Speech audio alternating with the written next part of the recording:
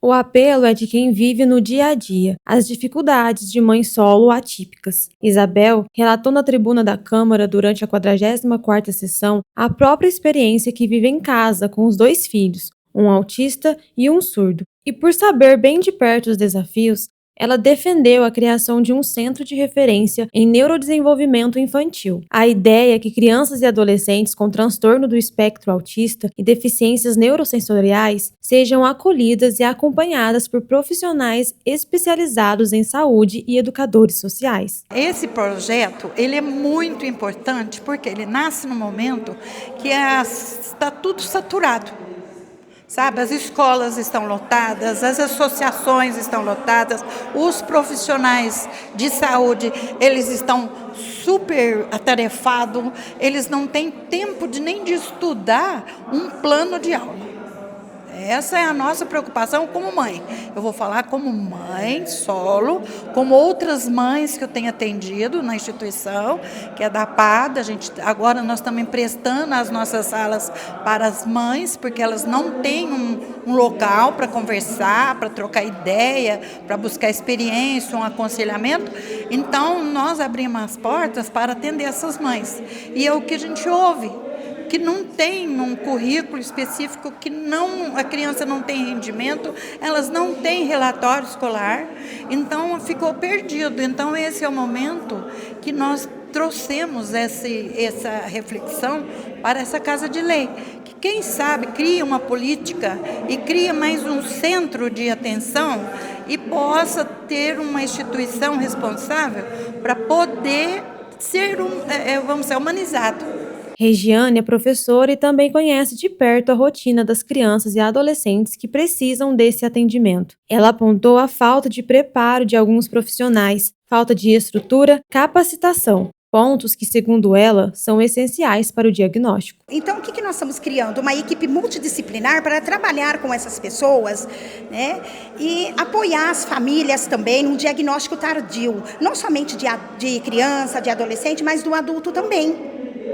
Então, o nosso propósito, nosso projeto é esse, é levar, né, para as famílias todo o respaldo que ela precisa e levar a força de lei, porque nós precisamos da equipe todas junto com nós, para podermos trabalhar num único propósito, a intervenção para as famílias e uma saúde digna, a saúde mental digna, e nós precisamos também levar formação para professores dentro das escolas, porque, como eu falei, as escolas elas têm muito mais segregação do que inclusão.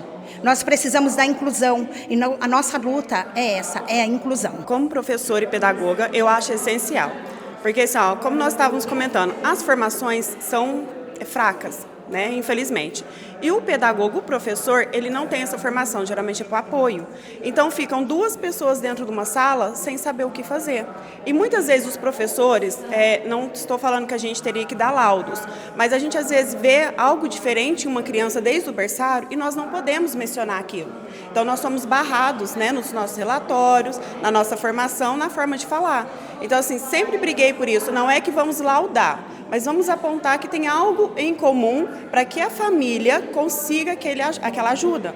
Porque aí a criança só é diagnosticada com 4 ou 5 anos. Imagina, ela ficou 4 anos ali, olha essa família, todo esse transtorno, como é difícil até uma mãe entender, né, o problema que a criança tem e como ela vai fazer a criança desenvolver, porque eles têm um desenvolvimento maravilhoso, mas ela já sofreu muito até 4 anos. Então, quando chega lá com a professora que vai alfabetizar, já é aquela barragem. Inclusão social é um tema amplamente discutido na Casa de Leis. O vereador Leandro Patriota, como presidente da Comissão de Saúde, declarou apoio ao projeto. O vereador Francérgio Garcia também elogiou a iniciativa e declarou seu apoio. É muito importante a gente ter acompanhado essas mães estarem aqui na Câmara. Eu quero até agradecer a Isabel, junto com a doutora, vieram aqui, fizeram as suas reivindicações.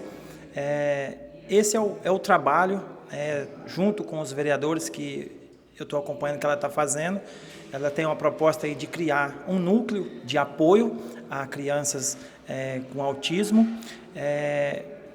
Não deu tempo de eu pedir uma parte para ela ali, mas eu queria falar para ela que recentemente, na semana passada, a gente inaugurou o CRA, que é um centro de referência também do autista lá no Allan Kardec, que vai atender em torno de 60 crianças. Então, eu quero aqui já aproveitar para agradecer o executivo. Junto com os vereadores, a gente fez um remanejamento de 11 milhões de recursos das emendas impositivas dos vereadores do mandato passado, já até agradecer esses vereadores. Então a gente fez o projeto, né, foi remanejado esse recurso, o prefeito identificou essa demanda, essa dificuldade que a gente tem acompanhado aí, que a Isabel tem vindo nos procurar para querer ajudar, né, a apoiar esse projeto. Então foi inaugurado lá para 60 crianças. Eu acho muito importante esse trabalho e a gente está à disposição aí, os vereadores estão à disposição para ajudar a nossa comunidade aí de Franca. Tanto apoio quanto nós temos um projeto, né, e espero entregar esse projeto dentro do meu mandato, que é a Clínica Escola do Autismo. Essa Clínica Escola eu já visitei várias delas pelo Brasil, especialmente aqui no estado de São Paulo.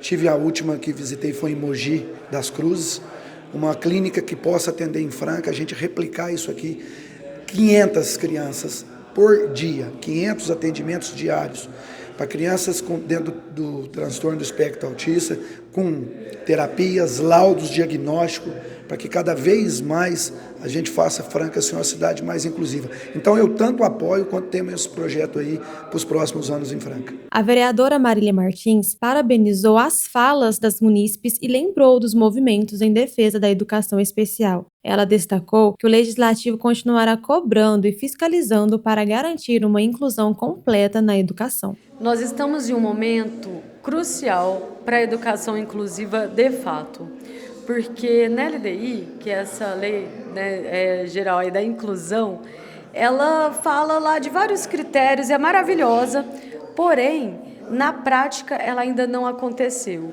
Nesses últimos anos, a gente tem aumentado a movimentação, visto o aumento dessa movimentação, na verdade, no Brasil inteiro, né, para que essas crianças tenham um ensino especializado, para que elas realmente tenham uma chance. A inclusão ela é importante porque a sociedade ela é feita de pessoas diversas, né, diferenças múltiplas. E quando se trata de uma neurodivergência, de uma deficiência e assim por diante, normalmente essas pessoas elas são excluídas muito cedo da sociedade.